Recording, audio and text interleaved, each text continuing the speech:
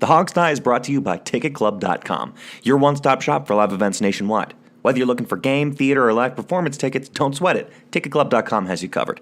So make sure you're going there for all your live entertainment needs, and make sure you're clicking over to them from the banner at the top of thehogstie.com.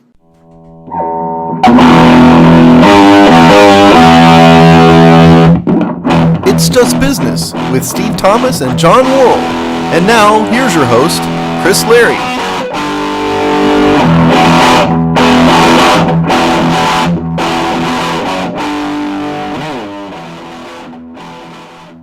And welcome back to another episode of It's Just Business. I am, of course, not Chris Leary, thank God. No, not thank God, but Chris is out with the family and whatnot. So my name is Steve. I'm one of the normal guys here. We're John, our friend, is back. Hello, John. Hello. Hi. Hello. You're back from your moving and all that stuff. I'm back from wherever it is that I've been gone to. I'm now in a house that I'm unfamiliar with. So the good news is the acoustics are great. I'm never quite sure where you are. That's good.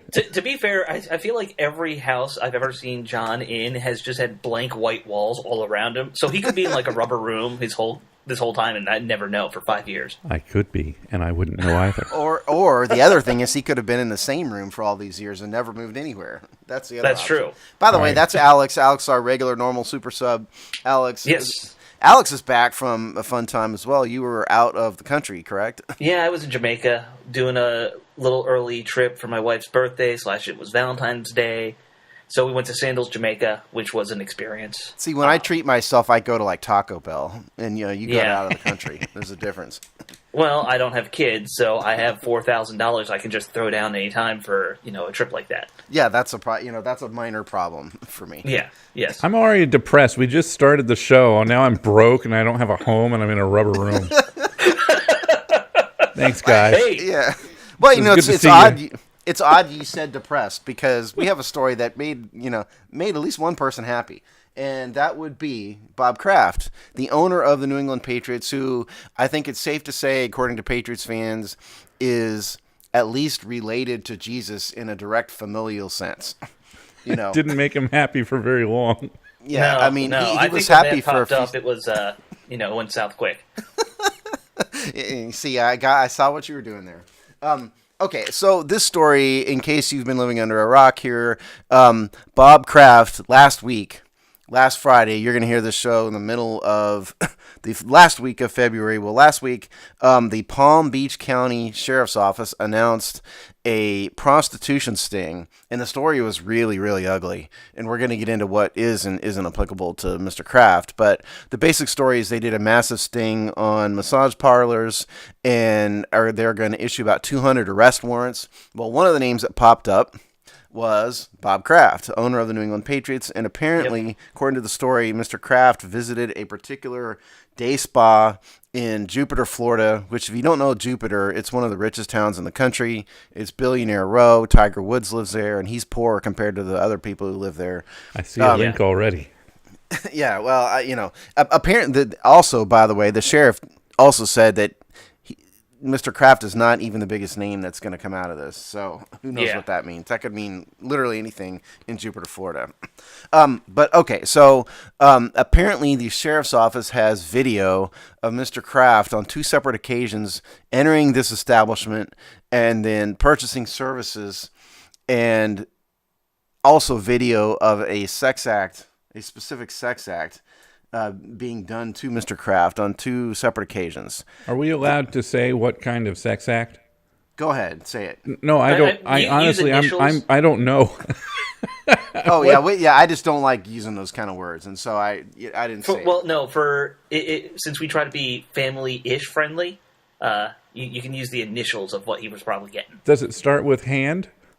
Yes, I think so. All right then. Okay. It might start with a B. We don't know. We don't know if it was if it was done with the woman used her hand, if the woman used her mouth. We don't know that because we haven't seen the video yet. The kids will never figure this out. I would say the only one who's going to see this video is probably Roger Goodell, who will watch it over. Unless it's played in a Unless it's played live it may be played live in a courtroom too. We'll get to that. Oh, there's that too. Yeah. Okay. So anyway, apparently the the story presented by the Palm Beach County Sheriff is that Mr. Kraft purchased sexual services on 2 separate occasions, and they have it on video. For his part, both Mr. Kraft's representative said that he categorically denies any illegal activity, and I'm going to come back to that word here in a minute too. And the NFL basically said we're monitoring the situation and we'll act appropriately. So, first, the NFL has a personal conduct policy. You may think this applies to only players, but I'm here to tell you that the provisions that outline or that specify who this applies to is extremely broad, and it specifically applies to owners. So the personal conduct policy does apply to team owners. There's a list of standards of conduct. The one that's going to apply here says conduct that undermines or puts at risk the integrity of the NFL clubs, or NFL personnel. That's like the catch-all. That's where they're going to shoehorn this in. I would also point out here that, here we go.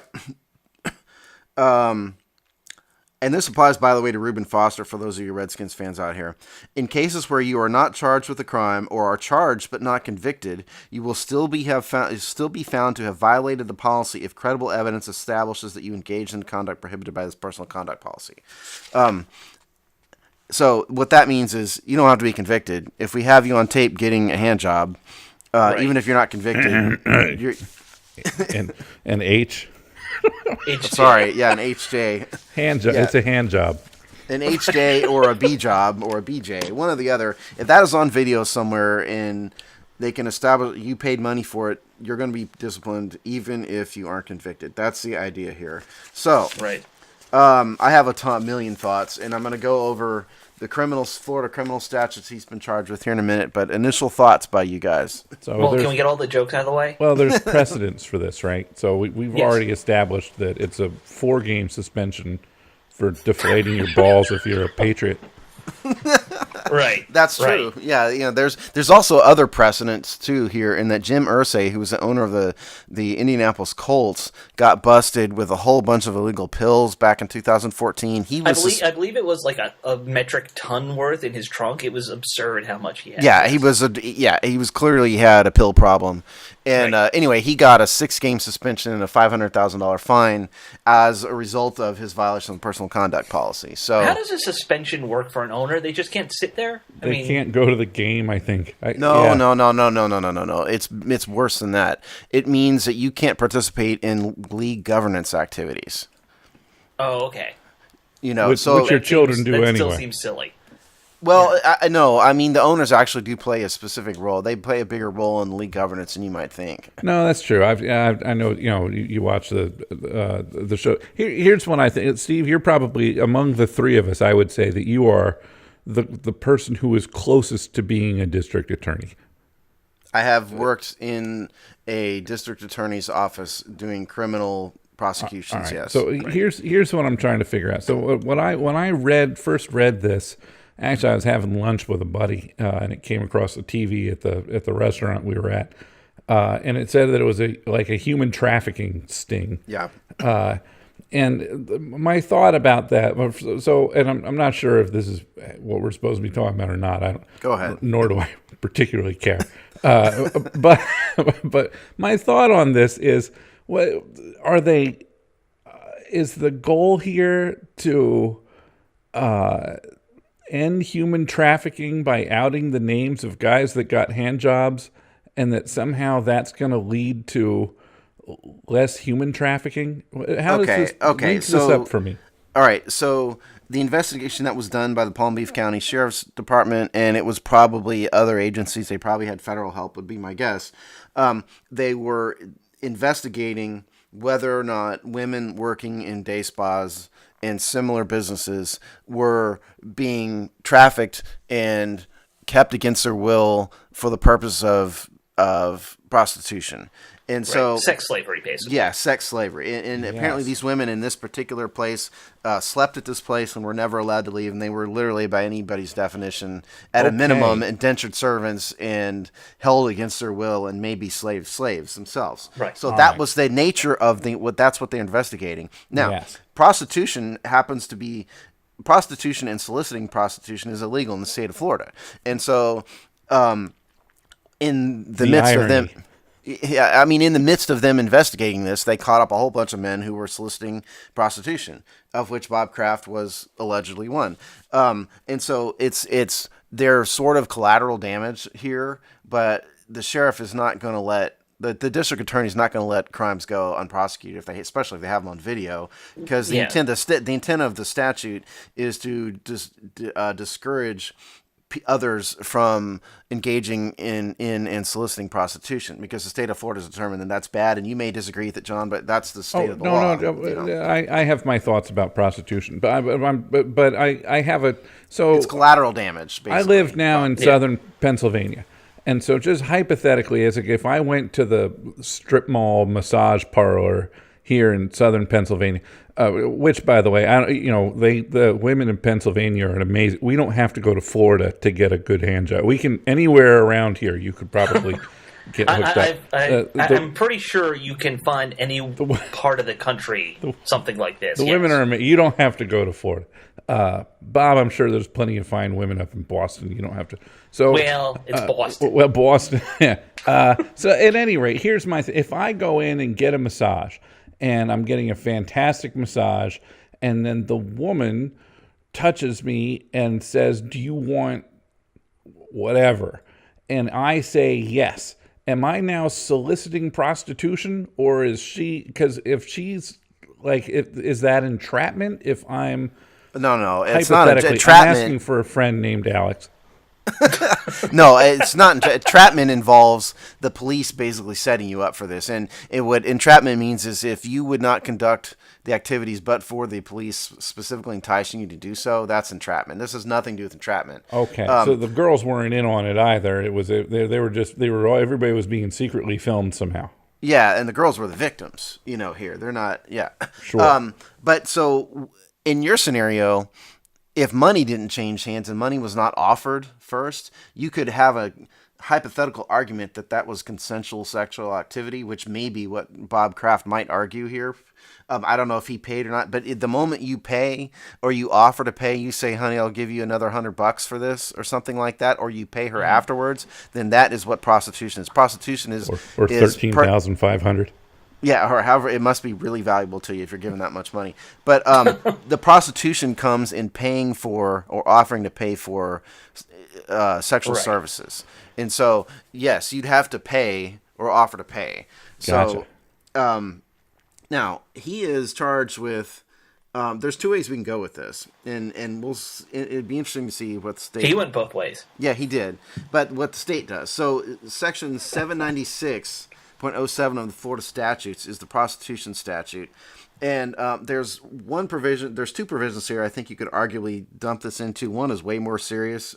The first one is Section F, which says, to solicit, induce, entice, or procure another to commit prostitution, lewdness, or assignation. I think this is their pimp statute, not necessarily their John statute, okay? Because the penalties for that are significantly worse. The other one says, Section I, to purchase the services of any person engaged in prostitution. I think that's probably their John, I'm a John statute, and I don't mean John Worrell. I mean John as in a guy John purchasing. Doe. Yes. I'm so awesome, it's illegal to be me.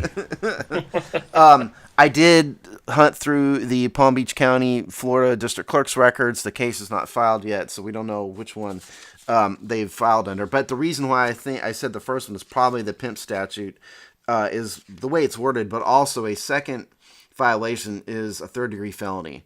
So I don't think that any states wants to nail a two-time John with a felony statute. So I would think that's probably not where he's going to get charged with. So he's probably going to get charged with purchasing the services of a person engaged in prostitution.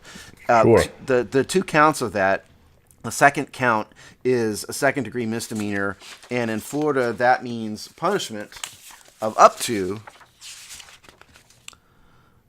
60 days in jail.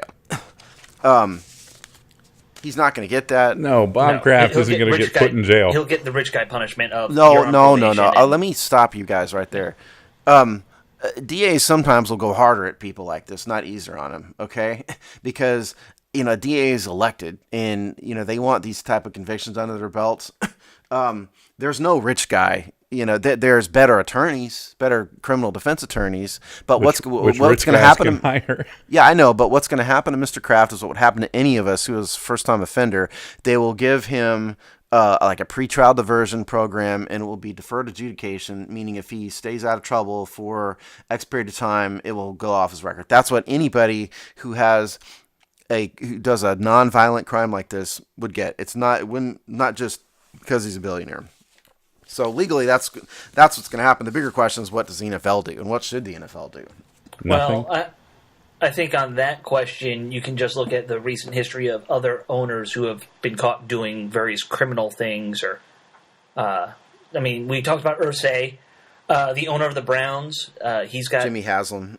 Yeah, he's had some real legal issues, right? With it's embezzling money or something like that. No, it's the company. Jimmy Haslam owns the Flying J truck stops. Right. And the company has been embroiled in a bunch of bribery and scandals and whatnot, and they have been investigated by the feds for years. But Haslam himself has specifically avoided any suspicion of wrongdoing thus far, so it hasn't reached that with him yet.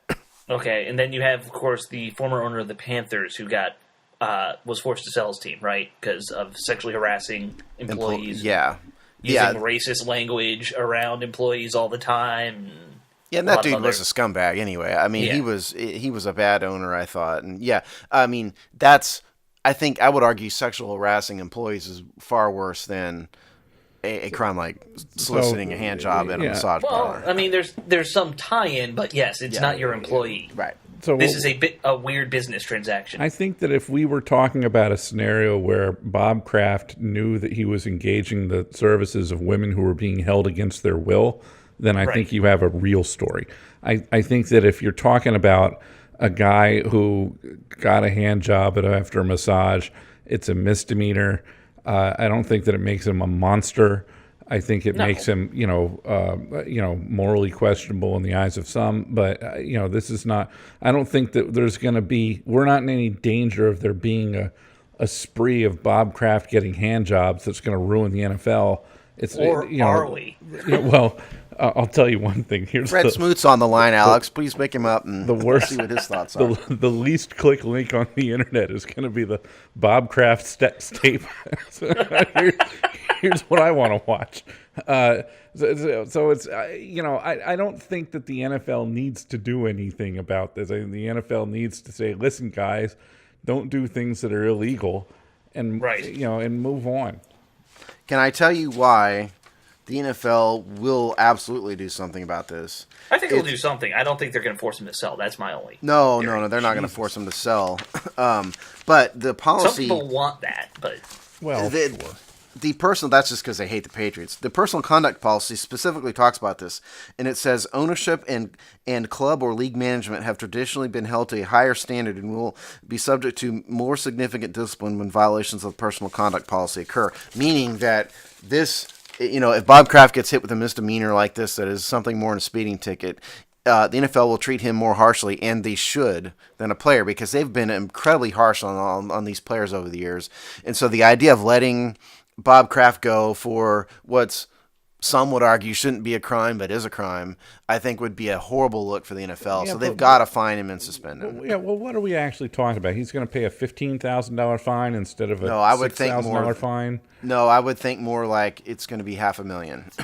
Yeah, that's the number I've heard. Yeah, and for like Irsay, that's what it was. Yeah. Sure. And what is I don't know enough about Bob. What is $500,000 to Bob Kraft? It's like lunch. Yeah. Yeah. Well, $6.5 billion is $500,000, but the man owns two 747s. Right. He's worth his net worth is about $6.6 billion. So they can make up whatever number they want. If it's not going to impact him, and then he's going to be suspended. He runs the best run organization in the league. They're going to be fine without him. He's going to pay a fine, and he's going to go get another hand job. I mean, the only thing you could do to them organizationally that might impact him would be more likely losing draft picks, but I don't think the NFL does that for this kind of thing. Not for this. No, they're not going to do that for this. It has nothing to do with football. And it has everything just to do with conduct. Let's be clear. about what he was and wasn't involved in. There was no allegation that Bob Kraft was involved in human trafficking, Right. Or that he knew that these women. Maybe he's a little naive to think they were there voluntarily, but there's no indication that he knew anything about this. This is just a dirty, horny old man who went to a massage parlor and period at the end, and that's why he's only charged with misdemeanors and he's not wrapped up in like felonies and federal charges and all sorts of other things. We need to make that very clear. So those of you out there that think, that Bob Kraft has got a sex slave operation running out of, the Patriots facility, that's just nothing the case. And by the way, can I just bring up, if I'm a billionaire and I'm set, what is he, 70, late 70s? 77, I think, yeah. With a 39-year-old model wife, there you partner. go, girlfriend. Right. Yeah. Why are you going to sleazy massage parlors in a strip mall? I think that if it's a Jupiter, Florida day spa, it may not be your, nail salon / whore joint. It was that though, John. Was it really? But you told me it was it was next door to Tiger Woods. Well, it's still suburban America. It's still next to a Denny's or something, Yeah. Well, yeah. My point is, if you need that, can't you bring somebody to your house if you're rich enough for this? I mean, why would you subject your yourself girlfriend to this? lives there? Well, that's true. Yeah. I just don't understand. I think this, if nothing else, this case shows that sex is the most basic human instinct beyond eating. Well, right. So here's the thing about it is that it's not, when you have that kind of money and you have that kind of power and you're able to do things that other people can't do, then there isn't really a good reason not to do them, right? He may face a fine from the courts. He may face a fine from the NFL. None of these things matter to him. What matters to him is that he's happy, and apparently he's not getting enough at home to be happy, and he decides that he's going to go get it elsewhere, and he can, and so he's gonna. Yeah, and we'll have to leave that as the last word here. I did want this to be the last topic so that we could have a happy ending, but I'm with you. Let's move on. We can have a happy ending, Not anymore, we can't. We're going to transition to something... I'm not going to. We're going to transition to a fun topic that popped up like that, in Mr. Kraft, to a story of more people who had enough money to go buy hand jobs, but probably won't because they're about to go to prison. And they'll be buying hand jobs in prison. With cigarettes. They may be giving them, they may be the one giving them. And what we're talking about here, we talked about this story before. We're talking about the NCAA basketball corruption scandal. If you recall, maybe about a year ago, we had a story on this show wherein we detailed and we gave details of a bunch of former Adidas executives and assistant coaches at programs who were. It was a complicated bribery and kickback scheme, but basically they were funneling money to high school kids in exchange for the high school kids signing up with particular schools and with Adidas. So The reason why I bring this up again is that there's a story on JohnWallStreet.com this past week, February 19th. Which is not run by John Wall, right? The player. No, John Wall is focused on rehabbing his busted ankle. Right. So he doesn't run a sports Wall Street blog. I'm just gonna take a wild stab and say Mr. Wall might not even be able to read this story and understand it, much less write it. Oh God damn! Well, I mean, am I wrong? He's an intelligent man. I tried reading it and I barely understood it. Well, you think you're smarter than John Wall? I do. Yes. Oh, I don't know. Okay. Well, here's the point. Here's where I'm going with this. The trials for these guys. Are about to start happening, okay? And this is a federal trial. Federal investigations take forever. And so the idea here is that the NCAA has, if you've noticed, and we predicted this, if I recall, a year ago, the NCAA has not done anything. They were presented with a scandal wherein millions and millions of dollars are being funded to athletes, and you would think this is a problem. The NCAA has done exactly nothing. What the article is saying is that the NCAA wants to let all of these trials run first and let the investigation finish before they do anything to try to rehab their image and change anything about how players are recruited. I would propose to you guys that the NCAA doesn't really want to change anything, and they pretty much like the way it's going now. So they want to sweep this under the rug, and this is just their way of trying to delay that as long as possible. So they're trying to. The reason why they want to delay is because they want to let the news cycle just die out and everybody move on to something else. I think you're both right, and I think the NCAA knows that if they were to, blow a little, dust off of the case, they would notice it's not just 3 guys from Adidas. That there's 8 different sportswear companies that help, like Under Armour, Nike, Reebok. They all have teams that they clothe and they're affiliated with. I'm sure every major team probably has a guy doing this. Oh, yeah, absolutely. And by the way, instantly, how this ends up being bribery and fraud, because you wonder, why is it actually illegal for Adidas to send money to, through agents and coaches to athletes? And, you could say that's a violation of NCAA rules, but why is that illegal? Well, the reason, and the answer is that universities almost every university takes public money. Particularly public universities, but even private universities take a lot of public money. And so then the fraud part of it is that it is defrauding universities who are giving scholarships to athletes, wherein accepting money by these players would render these athletes ineligible to receive a scholarship. And so here's the fraud. That's the fraud part. And that's why the FBI is involved. And that's why it's a violation of federal law. So personally, I'm really cynical when it comes to the NCAA. I think it's a totally worthless organization, and I would propose to you that the NCAA actually likes the system as it is and doesn't care at all that players are being paid, thinks it works because they're making billions of dollars off the backs of guys like Zion Williamson anyway, and so why would they want to change the system that works? And when I say works, it means it's making a lot of money for a select group of people, and that's what it this works is really for all them. about. Yeah, yes. It works, right. You get no argument from me. Like you heard, like the head coach of Louisville, Rick Pitino. I mean, he only went down and resigned when he absolutely had to, and the NCAA really didn't do anything about it. They just made him leave, and that was the end of it. And it's like, nothing to see here. Please move along, And the next guy is probably doing the same thing as Pitino was doing. Yep. Yeah, I mean, I always go back to a story I remember reading years ago of a SEC coach that he wrote it anonymously, saying how he went to one school and the very first day they gave him a ledger saying how much they were paying certain star players.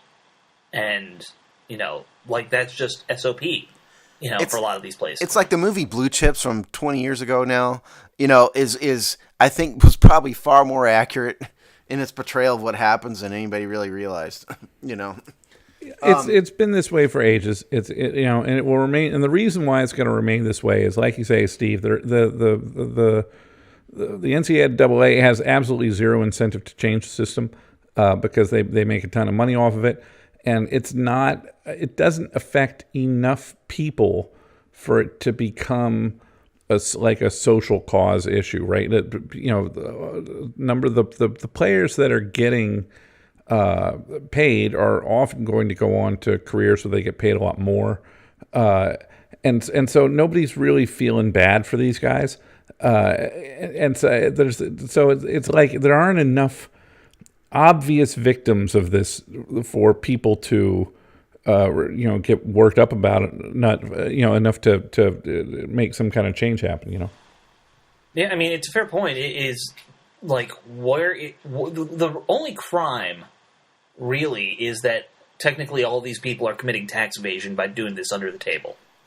There's that, and I mean, the argument is that it's defrauding the federal government because of the scholarship money. But yeah, I mean, they're not paying taxes on it. And it's unethical, of course. Yeah, but they're not paying taxes. Yeah, absolutely. So that's defrauding the federal government. Bribing kids is also unethical at some level. Well, defrauding the government and not paying taxes are just two ways of saying that the government's paying the bill for it. I mean, this isn't really. It's not really about a tax evasion, though. No. The lawsuits are not. No. Yeah, I mean, and the other thing is, I mean, most of these kids a lot of these athletes are from lower economic circumstances. For every Johnny Manziel whose parents are worth hundreds of millions of dollars, there's 10,000 of them who aren't, And so you could argue, if you were cynical, that this is something of a victimless crime in that, if you're going to funnel $10,000 to a kid whose parents probably really need it, is this really a problem, and should it really be a problem? And the answer is yes, because you're corrupting what is supposed to be amateur athletics. The theme I've always said on the show is that money rules everything. And the sad victim of that is that amateur collegiate athletics is not amateur collegiate athletics. The only ones who are expected to be amateurs are the athletes themselves. For everybody else is a multi-billion-dollar industry, which has made me hate it, quite honestly. Yeah, it's the actual product gets paid the least. Everybody else is making a fortune, and somehow it's set up that it's supposed to be that way for the integrity of the game. But the reality is the people who are creating the product, which is ultimately the athletes, should be the ones who are getting paid first and foremost. And everybody else should be, if you make a buck or two off of that by helping, put the process together, wonderful. But the idea that, the people who put it all together are the only ones who are supposed to make any money is asinine. So I think that's another reason why you don't see a lot of hue and outcry over this, is because ultimately what is supposed to happen ends up happening, right? The people who are generating all of the revenue by putting the product on the floor are getting paid, and that's the way it should be.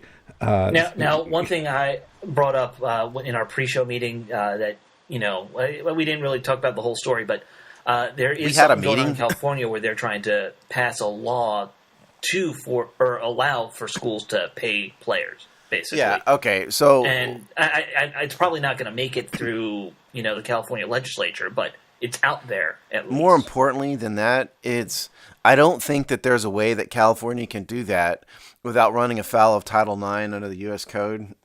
Because Title IX is really complicated, and I'm no expert on it. I don't proclaim to be, but the general gist of Title IX. Can I just say, with my job, I was sitting in a 3-day meeting all about Title IX. Okay, so maybe you might actually know more. No, I don't pay attention. Okay, yeah, because you were working on the website. That sort of brings up a side question for me, Alex, which is where the hell did you get this notion that we have pre-show meetings? Yeah, I was going to say we had a meeting. This is we all got on Skype before we hit the record button and shot the shit, and that's a pre-show meeting. That's a meeting. I feel so much more important and professional now. Okay, but let me get back to this. Title IX, basically, in simplified version, says that universities have to spend as much on female athletics as they do male athletics, okay? And they have to pay as much attention and have as many scholarships to female athletes as do male athletes. And so you can't have, like the University of Alabama focus just on football and not spend any money and give any scholarships to female athletes. And so the net result of that is California passed a law that says you have to pay university athletes in the California public school system what they're worth. Well, the problem is that then you would have the UCLA football team make millions of dollars and the UCLA volleyball team make zero, or the UCLA women's swim team make zero. Okay. And that is going to be a violation of Title IX, which is a major problem, and which I think is to me the primary stumbling block to paying players. You can't just pay the football team and the Duke basketball team or the North Carolina basketball team a ton of money and not pay female athletes anything, because the female, economically, they would deserve nothing, because those are not revenue. Yeah. Those are not zero. I was arguing with a guy on Twitter about this exact thing, because he's like, well, my brother-in-law went to school on a golf scholarship. I'm like, they give away scholarships for golf? Like, that shouldn't even be a thing in my mind. Yeah, he's not getting any money because no one's going to go watch college golf. It's those type of sports are not revenue generators. They are loss leaders, and they're paid for by the football team and the basketball team. Well, they're loss scholarships leaders. Out of that why exactly does that kind of leads the question? What is college golf? Like, why? So I get why they have the football and the basketball, because it makes a ton of money. And I get that there was a time, 120 years ago when this was done for the love of sport. and Newt Rockney and shit like this. Well, it was also done to give the students something to do back before television. Something to do, because that's right. They didn't have an Android device of any sort, and they needed to, throw a ball around the snow. That's how it was. But I don't really, if there's a college. My brother played some kind of like ultimate frisbee for his school, and it's so great. That to me, that's a club. And that probably was a club sport, not an NCAA No, sanction. ultimate frisbees. I think they have NCAA frisbee. NCAA sport, right? So, and I kind of feel like if there's two classes of sports. There are the sports that are clearly a funnel to a career, and then there are the sports that are clearly, you want to meet people to smoke dope with, which is why ultimate frisbee exists. Well, I don't think it's a question of why are they doing it.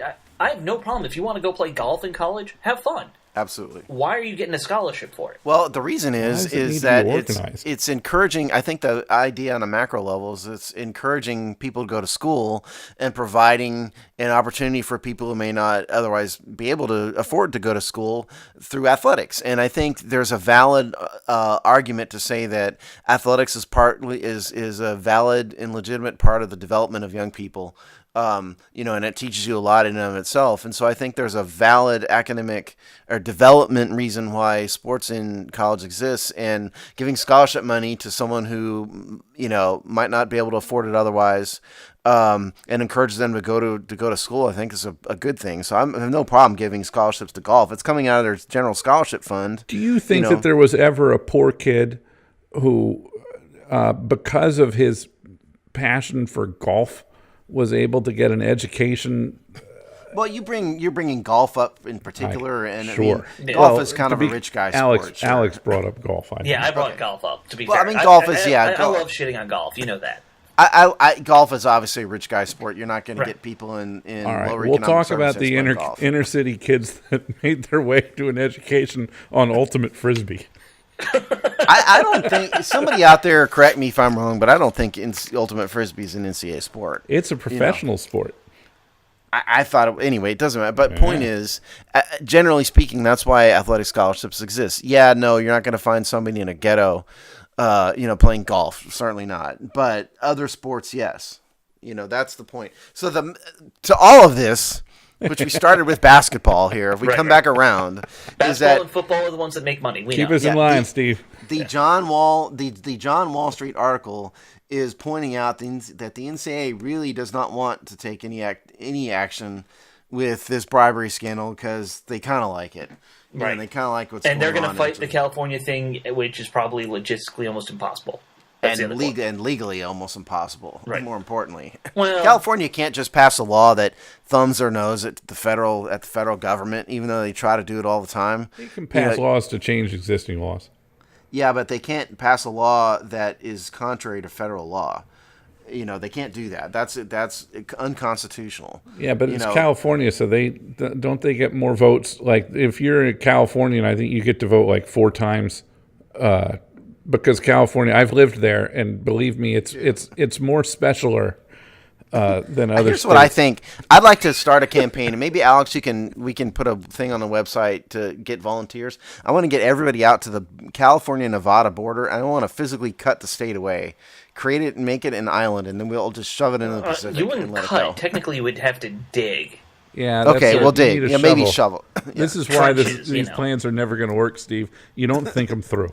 I'm just saying, if there's any way we could possibly shove California into the Pacific Ocean, and if that means getting a bunch of people out there with backhoes, I'm all for it. I'm willing to try it. I consider myself a progressive liberal. I'm 100% with you on this plan. I hate California. All right. Let's move on. And we're going to move on to something that's near and dear to Alex's heart, which is weird, tiny, bizarre football leagues. And this is spring like football. Alex's passion. Thank you very much. Just say spring football. That's what we like to call it. Okay, fine. It's kind of like, how you're not supposed to say deaf anymore or whatever. They change the terms all the time. You can't say midget. You have to say little person. Yes. So we're going to offend football is the politically correct term. We're going to offend the undersized football league. Now, we talked about the Alliance of American Football on the last show. The reason why I'm bringing it back here again is that we didn't really have a smooth operation the first couple weeks. The first thing that happened was that the league was not able to pay its players in the first week. They called this a logistical problem. And then the second thing is, then the very next day, the owner of the Carolina Hurricanes, who's a man named Thomas Dundon, made a $250 million equity injection into this company, which it's a small company. He's basically just bought the bulk of the most of the company. He owns like 50% now. He's now all of a sudden the controlling shareholder in this company. Right. And so what we've pieced it together, and Dundon flat out said this, they did not have enough cash to make payroll. And so Dundon's money stabilized the economic situation in this league. For how long? Well, that's a good question. This is why I wanted to bring it up and get you guys' opinion on this, because, okay, first of all, let's just say that most companies make payroll through a payroll company like ADP. Right. And so there's no logistical problem. Basically, what you do is you submit a list to ADP, and then they pay it. Right, and then they'll say, here's how much you owe us. And they even front you short-term capital loan for a week, at like 3% interest, if you need it. Believe it or not, that's how a lot of small companies make payroll, is through short-term capital loans. So why is the AAF running out of money? Did they not fund themselves appropriately in the beginning? I don't think it was a failure. The league had huge ratings in week 1 and it dropped off in week 2. But what is going on here? Help. Well, I think to answer the question of how long this money will that's probably enough money to get them through the this season and next season. If you just do the math on what they're paying players, how many players are on a roster? Yeah, 53 players. They're making $75,000 each. It winds up being about $35 million for players for a year. Okay, that was what I was getting at. Okay, so $35 million. So $250 million gets you through everybody. Coaches, like I'm assuming Spurrier is not, coaching for $100,000. He's probably getting $4 or $5 million. Spurrier's not coaching at all. He just has a title. Well, you know what I mean. He's standing on the sidelines for $4 or $5 million. Yeah, exactly. And maybe Singletary's making a little less than that, but they got a couple celebrity coaches. Let's round it up, say $50 million for just that part of the staff.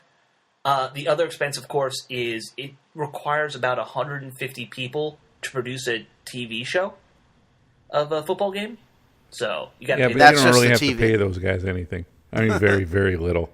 Well, that's all. There's also the local logistical, the local, costs, and it's not just TV costs; it's other costs of producing the games locally. Right, and stadium rentals, stadium staff. Although that's probably again done through a contractor. It is. Yeah, it is. But so I'm why guessing is this? That he put $250 million in to get him through this season?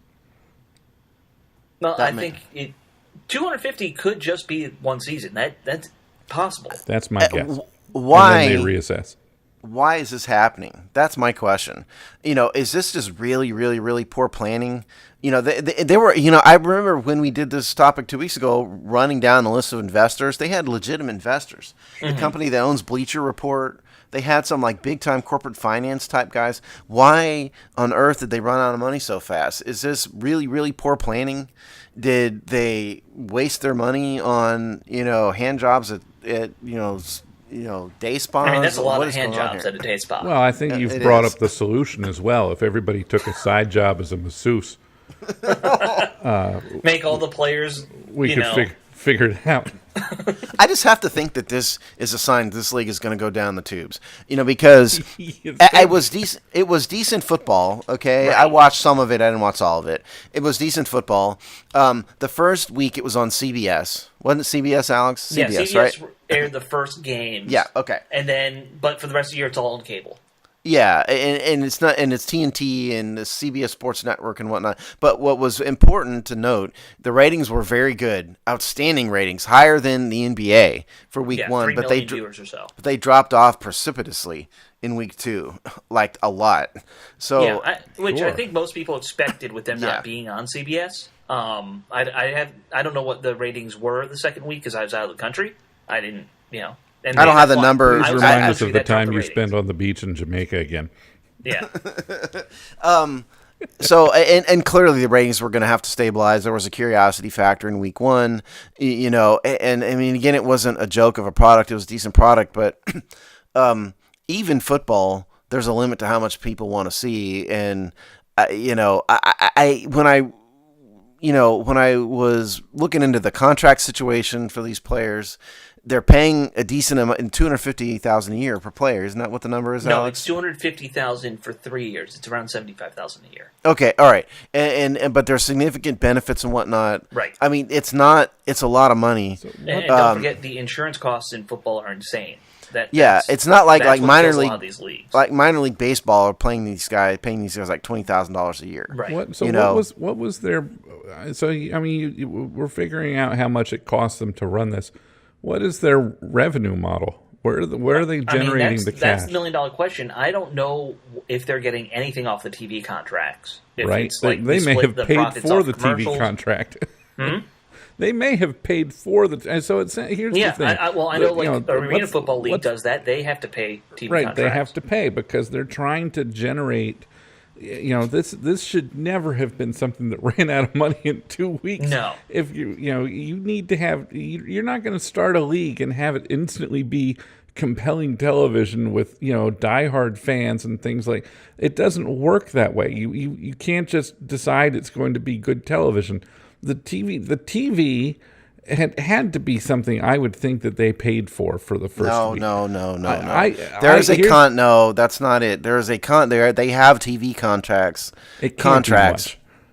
I didn't say it was much, but they have TV contracts. They are getting paid. There are advertisers for this league. There is a revenue model, and these revenue models for TV are always driven by ratings. And the basic gist of how it works is that if a TV show, because this is just a TV show, has high enough ratings, and advertisers for the following year will pay to advertise or maybe pay more. So if it dwindles, then nobody's going to pay, and it's not going to be financially viable. That's the gist of it here. So do you think that they've got a model where the money is coming in and the money is adjusting on a weekly basis instead of a season basis? That's the only way I can think that they didn't have enough money that they thought they were going to have for some reason. I think this was just undercapitalized from the beginning. It could be that. They really... I think this idea, when the XFL announced it was coming in a year, they said, all right, we're going to beat you by a season. And so they jumped ahead of the XFL in line. Which, they may not have been ready. It makes sense, if you're thinking about how you they want to do just this. Thought that the money would appear magically to pay the... Which, to be fair, it did. Yeah. I mean, listen, I've followed a bunch of these leagues. Almost all of them lose money the first year. I don't think any... I can't think of and this includes the NFL, by the way. I don't think any sports league has ever been successful in its first year. Overwatch League. Oh, yeah. Well, you have almost very little infrastructure involved, which helps. Absolutely. I'm talking about sports. Because they did it right. They thought. League. Well, I don't know that anybody's given anybody a scholarship based on the Overwatch. I hope not a sport like golf or ultimate frisbee. It's one of the few sports kids with asthma can play. That's right. Thank you. Shout out to my fellow asthmatics. Right. Okay, so to steer us back. Tons of...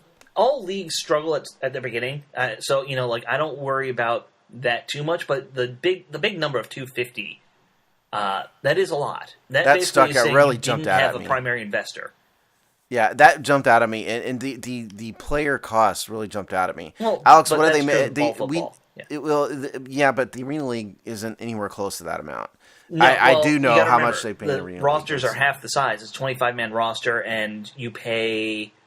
I don't know the exact numbers, but it's like $40,000 to $50,000 is what these guys make in the league. It's barely a living wage. Yeah. You're right. So I don't know why the AAF thought that they could pay such a greatly increased salary and benefits immediately without being established. It's important to say that doesn't excuse them running out of money in week one. No, that's just poor planning. Yeah. I think part of it is that I think they're banking on filling these stadiums, which was probably not going to happen. Because if you look at the stadiums they play in, most of the teams are in stadiums that hold about 50,000 people. And they're maybe getting 20 to 30,000. Which, I don't know why I've seen this mistake made by every startup league. They think they can fill that big stadium right away, and you got to start with like a small college stadium. Yeah, I mean, and they're in the Alamo Dome. Right. They're in the Alamo Dome, the Liberty Bowl. I don't remember the name of the stadium in Orlando. There was one team that had like a 20,000 seat stadium, which is probably a wiser decision. Yeah. So I mean, the point here is that obviously the $250 million equity injection that came does not bode well for this company for the future. Nope. I hate to say it because I thought it was a fairly entertaining product, but we'll just have to see what happens with this in the future. But, if you're betting on the existence of the AAF in about 3 years, I hope you got good odds from your bookie. Yeah, I mean, I think the XFL will come. It's going to have the same mistake because they're paying their players triple what the AAF is trying to pay players. Like, they're talking $300,000 to $500,000 contracts for players in the XFL. And that's freaking nuts. Yeah. Yes, it is. Right. Because the truth of the matter is, not one of these little weirdo football leagues, or to the politically correct term, spring football. Well, it's a weirdo league.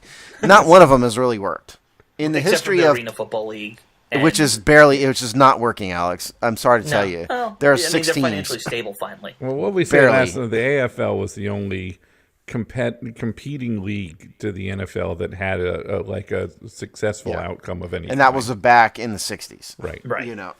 So again, this you're model, paying guys maybe peanuts. $5,000. Yeah, peanuts. So this is not a model that's ever been proven to work. No. And I know you love the Arena League, Alex, and I thought it was an easy, entertaining product as well when I watched it for our ill-advised and ill-conceived Arena podcast we did for like one show. Right. Well done, boys. Yeah, it didn't work, okay? But we cut bait.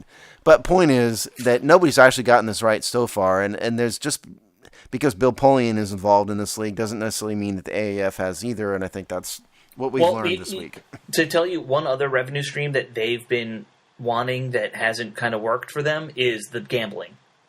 When the Supreme Court basically legalized sports betting across the country, all these leagues popped up really quickly thinking we can take advantage of sports betting. That might have been a stream that they were counting on that wasn't coming through as much as they thought. Right, it absolutely is. And I see it with the Arena League too because Ted Leonsis is like all about it if you follow him on Twitter. And I think we've probably said enough here on this topic, but the point is, none of that stuff means that you should run out of payroll money week 1. No. That means you had a problem beforehand. So you didn't think something through. Yeah, I mean, and if you're going to the likes of Thomas Dundon to get $250 million in week 1, you have a serious problem. So we'll see what happens. What can you say? Is Bob Kraft in any way involved in this league? I heard Bob Kraft is going to open a line of massage parlors. Bob Kraft, true statement. Bob Kraft does own a team in the Overwatch League. Yeah. You still have not convinced me that this is an actual sport. Nor do I intend to. We've had this conversation before. He owns one. Ted owns one. I know when to pick my battles. Some people are never going to move, and I'm cool with that. So, all right, enough. We could go on and on for about this forever. We have come to the end of the show here.